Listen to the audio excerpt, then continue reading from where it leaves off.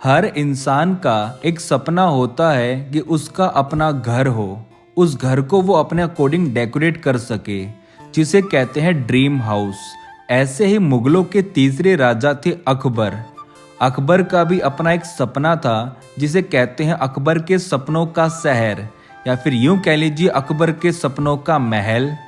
जिस सपने को पूरा करने के लिए अकबर ने उत्तर प्रदेश के आगरा शहर से 40 किलोमीटर दूर फतेहपुर सीकरी को चुना था, और इसी जगह बना हुआ है अकबर के सपनों का शहर, जो आपके सामने है। अकबर के सपनों के शहर फतेहपुर सीकरी में एंट्री करने के लिए 50 रुपए की टिकट पे करनी पड़ती है। और टिकट लेने के बाद जब मैं अंदर की तरफ चला तो मुझे एक साइन बोर्ड दिखाई दिया, जिसके ऊपर लिखा हुआ था जोधाबाई का महल।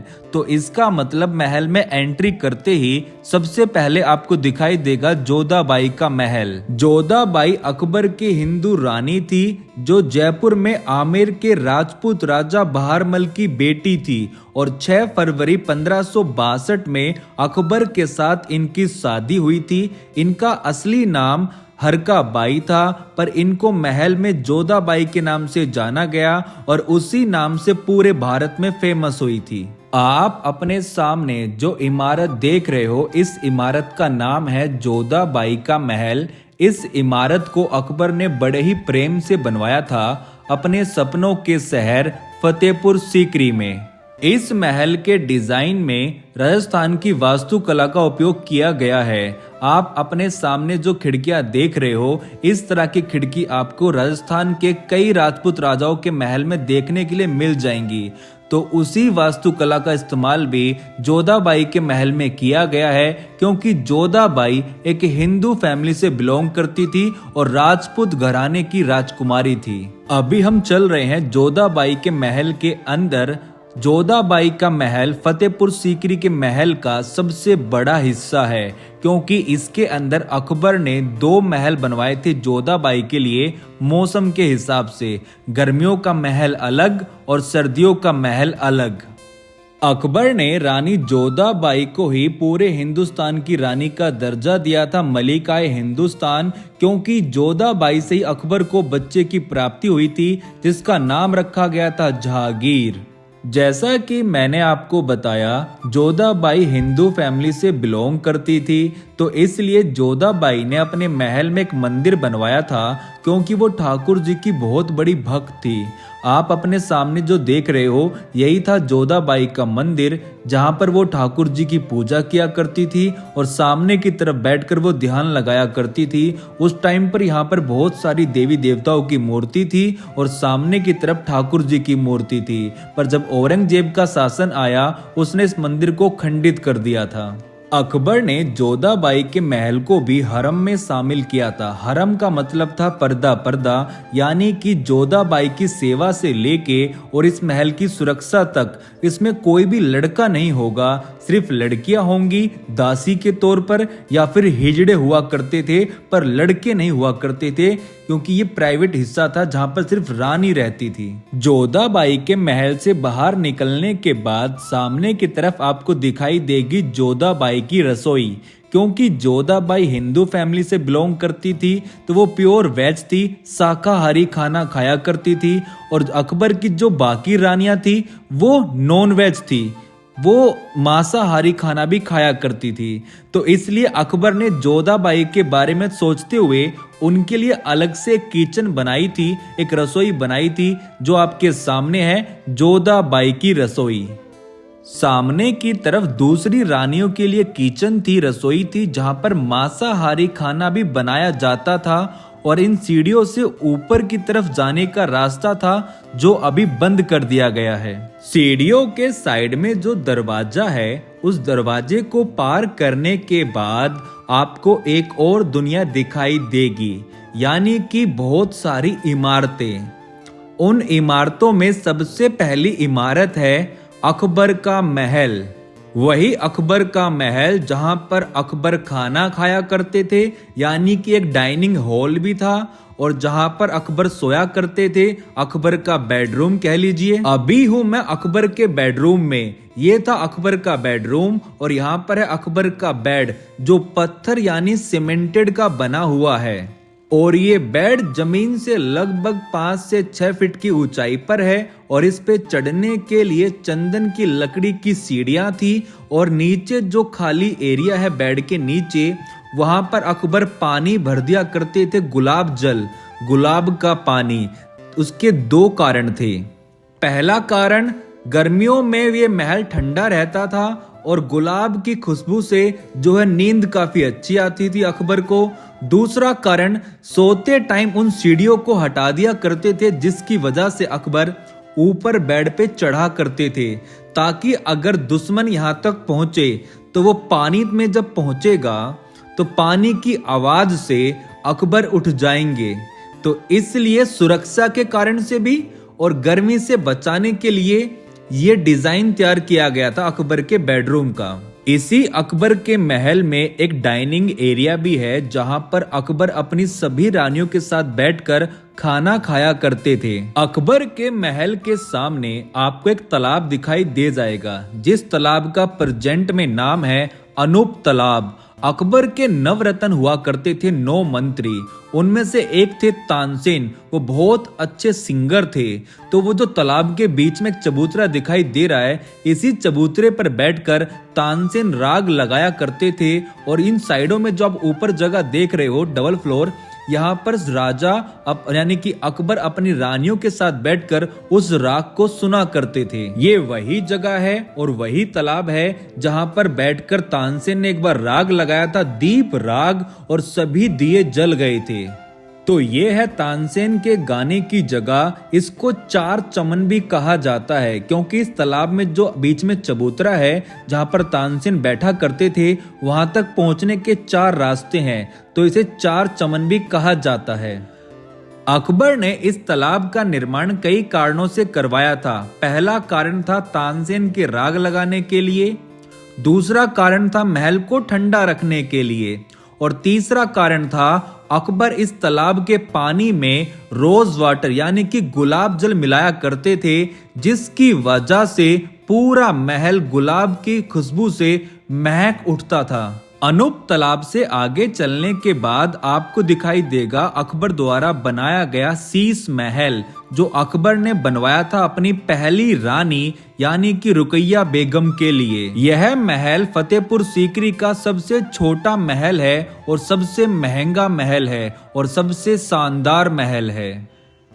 इस महल के अंदर और बाहर की तरफ बहुत शानदार और बेशकीमती डिजाइन किया गया है और अकबर के टाइम पर इस महल के अंदर छोटे छोटे कांच के टुकड़े लगे हुए थे और उनके ऊपर डेकोरेशन करने के लिए डायमंड का इस्तेमाल किया गया था। ये फतेहपुर सीकरी के महल का सबसे महंगा और सबसे छोटा महल था जो बनवाया था अपनी पहली रानी रुकैया बेगम के लिए। ये था मुगलों का शीश महल जो अकबर द्वारा बनाया गया था और ये पूरे फतेहपुर सीकरी महल में सबसे शानदार दिखने वाला महल है।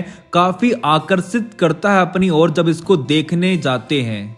आगे चलने के बाद आप जो इमारत देख रहे हो ये था उस टाइम का स्कूल जहां पर अरबी और फारसी भाषा पढ़ाई जाती थी और यहाँ पर सिर्फ हरम के बच्चे पढ़ते थे यानी कि दासियों के और महल में जो मंत्री थे उनके बच्चे यहाँ पर पढ़ाए जाते थे और जो टीचर थे उनका नाम था अब्बुल फजल फैजी। ये अकबर के नवरत्न में शामिल थे। जो अकबर के 9 मंत्री थे उनमें से एक थे अब्बुल फजल फैजी जो अकबर के फारसी कवि थे। स्कूल के साइड में आपको एक 5 मंजिला इमारत दिखाई दे जाएगी जिसका नाम था पंच महल। इसे हवा महल भी कहा जाता है। इस पंच महल में एक भी दीवार नहीं है, ये सिर्फ खंभों के ऊपर टिकी हुई है। इसके अंदर टोटल 176 खंबे हैं। फर्स्ट फ्लोर जो है 84 खंभों के ऊपर टिका हुआ है और सेकंड फ्लोर 56 खंभों के ऊपर और थर्ड फ्लोर 20 खंभों के ऊपर और फोर्थ फ्लोर 12 खंभों के ऊपर और लास्ट का 5th फ्लोर 4 खंभों के ऊपर यानी 4 खंभों के ऊपर टिका हुआ है। पंचमहल में कोई भी खिड़की दरवाजा नहीं है, ये पूरा खुला बना हुआ है, तो इसमें बहुत अच्छी हवा आया करती थी। तो इसलिए सभी रानियां यहाँ पर बैठकर गर्मी से राहत लिया करती थी और इसका नाम रखा गया था हवा महल। अकबर की मुस्लिम रानी इसी पंचमहल के ऊपर वाले फ्लोर से ईद का चांद देखा करती थी और हिंदू रानी करवा चौथ का चांद देखकर अपना बर्थ खोला करती थी। अकबर की हिंदू रानी जोधाबाई इसी पंचमहल के ऊपर से सूरज को जल भी दिया करती थी। आगे चलने के बाद आप सामने की तरफ जो इमारत देख रहे हो, ये था अकबर का दीवाने खास। दीवाने खास का मतलब जहां पर अकबर अपने मंत्रियों के साथ बैठता था और सारे मेन फैसले यहीं पर लिए जाते थे। इसको उस टाइम का पार्लियामेंट भी कहा जा सकता है। और इसकी खासियत क्या है, ये बाहर से देखने में आपको डबल फ्लोर का नजर आएगा, पर जब अंदर जाओगे तो सिंगल फ्लोर का बना हुआ है। इसके अंदर आने के बाद आपको कुछ समझ नहीं आएगा एकदम से, पर जो आप बीच में पिलर देख रहे हो और इसके ऊपर की तरफ जाली लगी हुई है, यहीं पर अकबर बैठा करते थे। पूरे भारत में मैंने बहुत सारे दीवाने खास देखे हैं जहां पर राजा खास मंत्रियों से मिलता है अपने, पर ऐसा खास महल मैं पहली बार देख रहा हूं। जो बीचों बीच पिलर बना हुआ है जहां पर अकबर बैठते थे, उसके साइडों में 4 पिलर और बने हुए हैं, वहां पर जाने के रास्ते भी हैं। वहां पर बैठते थे अकबर के नवरत्न, यानी कि अकबर के 9 मंत्री, जिनका नाम था अब्बुल फजल, फैजी, तानसेन, बीरबल, राजा टोडरमल, राजा मानसिंह, अब्दुल रहीम खाने खाना, हकीम हुकाम, मुल्ला दो प्याजा।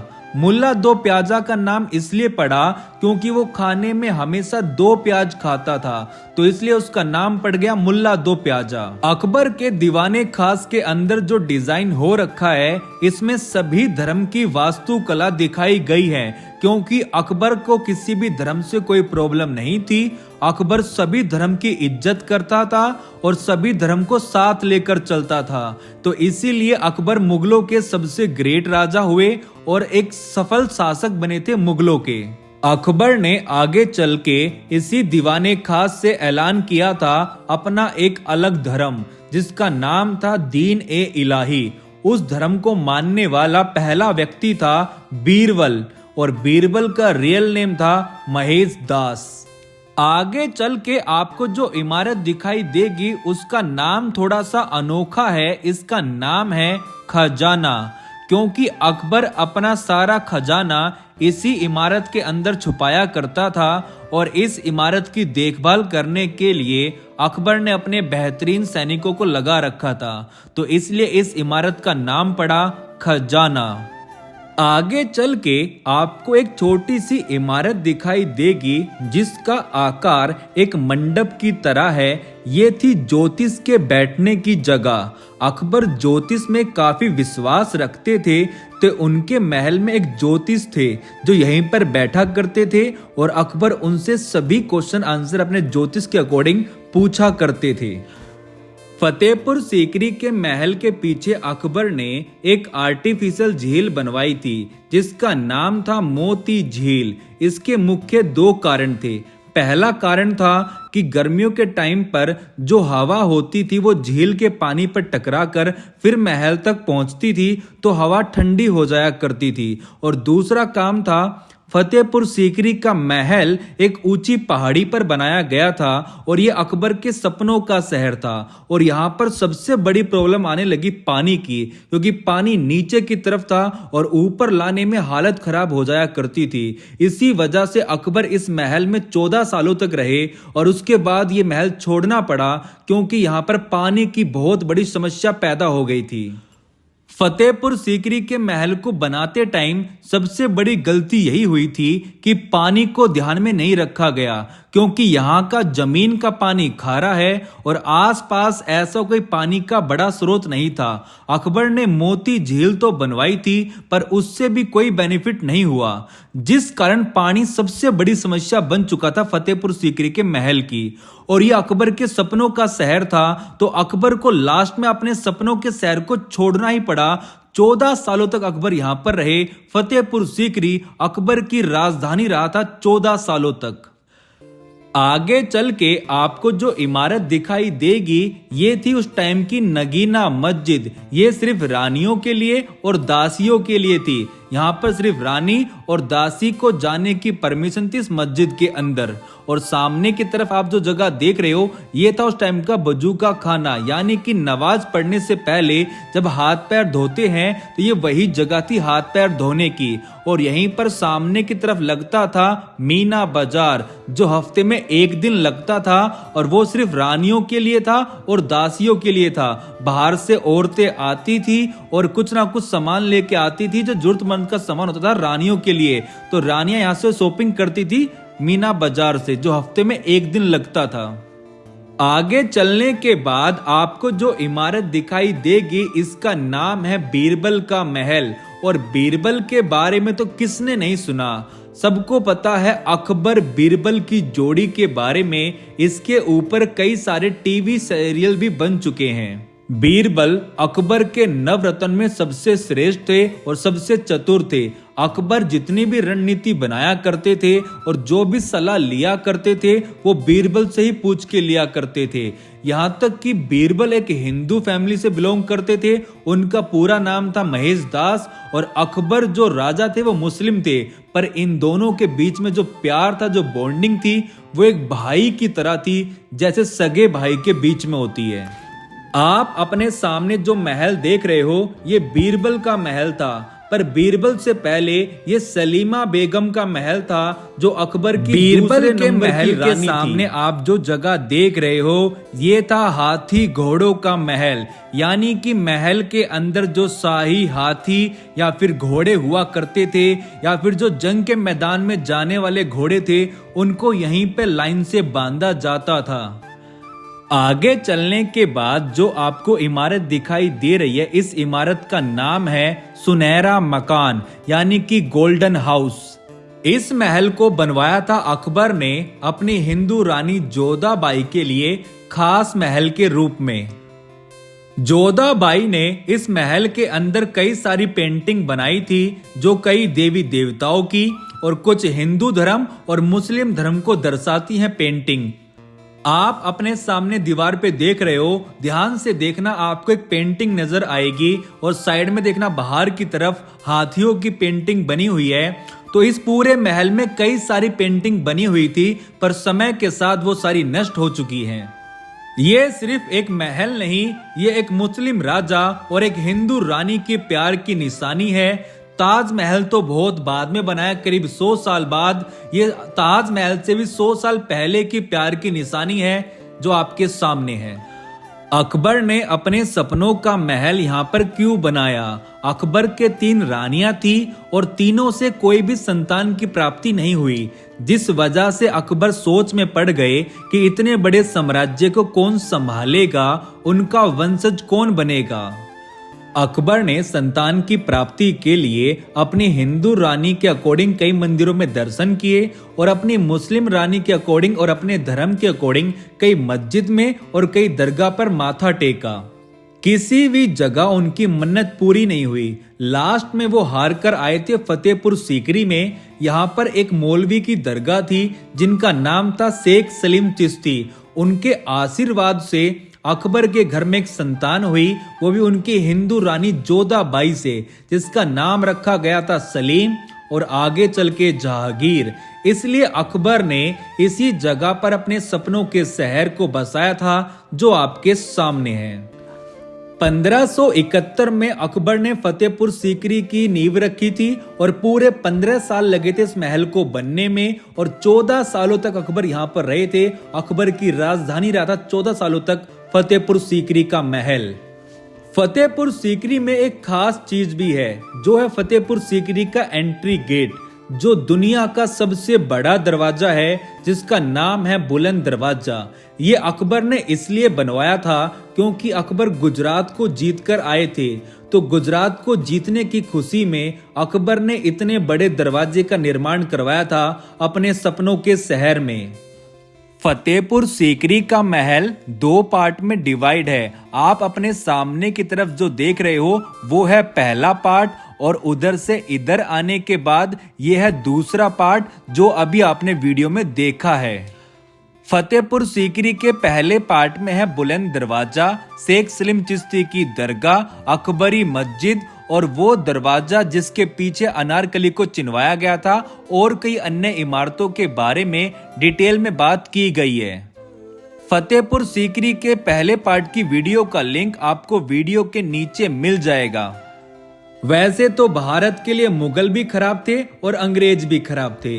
मुगलों ने हिंदुओं के ऊपर जजिया कर लगाया और उनसे जो कर लूटा वसूला, उसी से अपने सपने पूरे किए, इतने बड़े महल बनवाए। और अंग्रेजों ने उन्हीं महलों को लूटकर और भारत को लूटकर सारा सोना चांदी यहाँ से ले गए। आई होप आपको ये वीडियो पसंद आई होगी, तो प्लीज एक छोटा सा काम करना, लाइक और सब्सक्राइब करना ताकि मुझे मोटिवेट मिले, मैं और आपके लिए ऐसी वीडियो ला सकूं। Thank you guys, Radhe Radhe.